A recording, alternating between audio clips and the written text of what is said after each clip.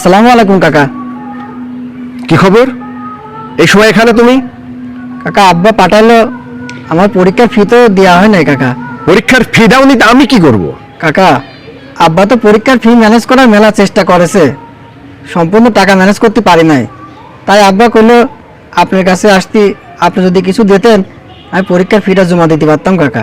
তোমার আব্বা কি মনে করেছে আমি টাকার ব্যাংক নিয়ে এখানে বসে আছি?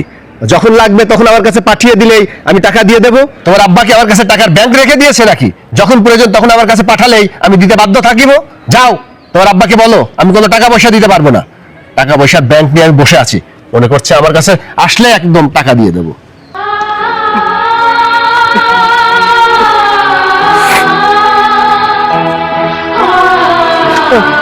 মামা বাড়ির আবদার পেয়েছে একদম, যখন ইচ্ছা টাকা দরকার হলে আমার কাছে চলে আসে। তাদের মনে হয় কোনো দায়িত্বই নেই, ইনকাম করতে হবে, টাকা খরচ করতে হবে। কত বলেছি গরিব মানুষ লেখাপড়া করানোর দরকার নাই, টাকা নাই, তাও করাবে, আবার আমার কাছে এসে টাকা নেবে।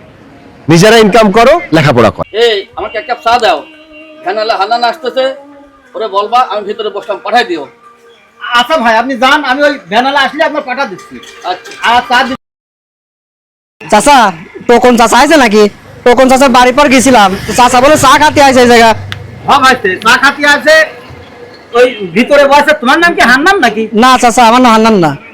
আচ্ছা যাই হোক, তুমি ভিতরে যাও, ভিতরে যাও, ওই দেখো ওই পিছনে চেয়ার নিয়ে বসে রয়েছে। আচ্ছা কাকা। যাও যাও। না, হান্নান এখনো আসলো না, আজান হয়ে গেল, আমি নামাজ পড়তে যাব না। আসসালামু আলাইকুম কাকা। ওয়ালাইকুম আসসালাম। কাকা জনি ফোন দিছিল নাকি কাকা? জনি ফোন দিছিল। তোমার নাম কি লিটন? জি আমি লিটন। এখন তুমি কি করো? চাচা আমি ক্লাস 10-এ পড়ি, এবার এসএসসি পরীক্ষা দেবো চাচা। তুমি তো পড়াশোনা করো, তোমার বয়সও কম। জনি তো বলেছিল ভ্যানের কথা, কিন্তু তুমি কি ভ্যান চালাতে পারবা না? পারবো না চাচা, আমার খুবই দরকার।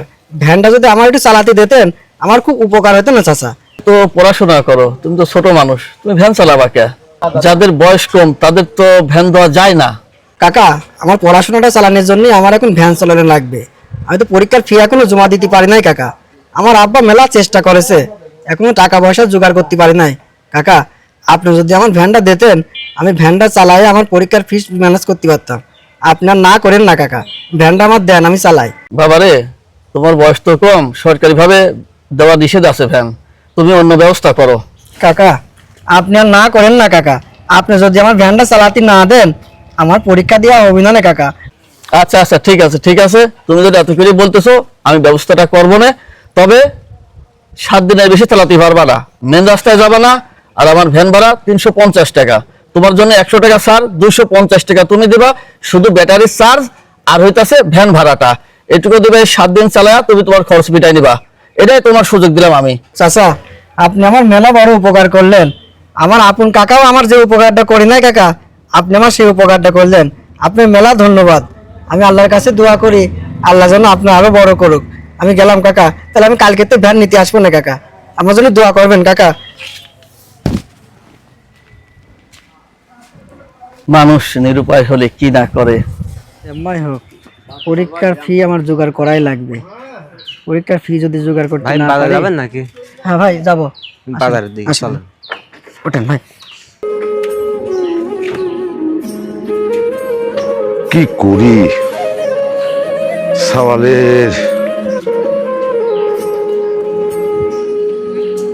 মনে হচ্ছে আমার সওয়াল লিটন। আল্লাহ আজ টাকার জন্য ছেলেটা যে ফ্যান চালাচ্ছে। আল্লাহ আল্লাহ গো, তুমি ওর সহায় থেকো আল্লাহ, যাতে ওর নিজের জীবন যাতে নিজে গড়ে নিতে পারে। আল্লাহ তুমি সহায় থেকো, তুমি সহায়।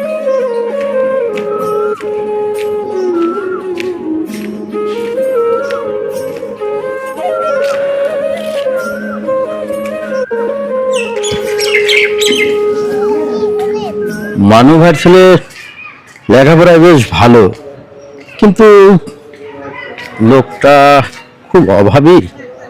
ছেলেটাকে তো ঠিক মতো পড়াতেও পারে না, বই খাতাপত্রও কিনে দিতে পারে না। আরে লিটন। আসসালামু আলাইকুম স্যার।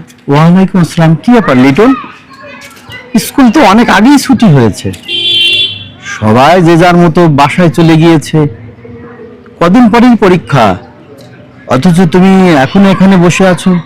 কিন্তু লেখাপড়ায় বেশ ভালো, এত অমনোযোগী হলে তো চলবে না। স্যার আমার মনে হয় এবার পরীক্ষা দেওয়া হবে না স্যার। তুমি এরকম কথা বলছো কেন? তোমার কি হয়েছে বেটা? আমি তো স্যার পরীক্ষার ফি এখনো জোগাড় করতে পারি নাই স্যার। পরীক্ষার ফি জোগাড় করতে পারি নাই, পরীক্ষার ফি জমা দিতে পারি নাই। আমার পরীক্ষা দেওয়া আবার হবে না স্যার। তুমি তোমার আব্বাকে বলনি যে টাকা জমা দিতে হবে? বলেছি স্যার, আমার আব্বা কিছু টাকা জোগাড় করতে পারেছে, আর আমিও কিছু জোগাড় করেছি। এখনো পুরোপুরি টাকা জোগাড় করতে পারি নাই স্যার, ওই জন্যই তো টাকা জমা দেওয়া হয় নাই। আচ্ছা, তুমি কি কখনো দেখেছো যে আমরা শিক্ষকরা শুধুমাত্র টাকা দিতে পারেনি বলে কোনো ছাত্র পরীক্ষা দিতে দেয়নি, এমনটি হয়েছে কখনো? তুমি যদি আমাকে আর দুদিন আগে বলতে বেটা, তাহলে তো অনেক আগেই সমাধান হয়ে যেত। চলো আমরা এখনই হেড স্যারের কাছে যাই।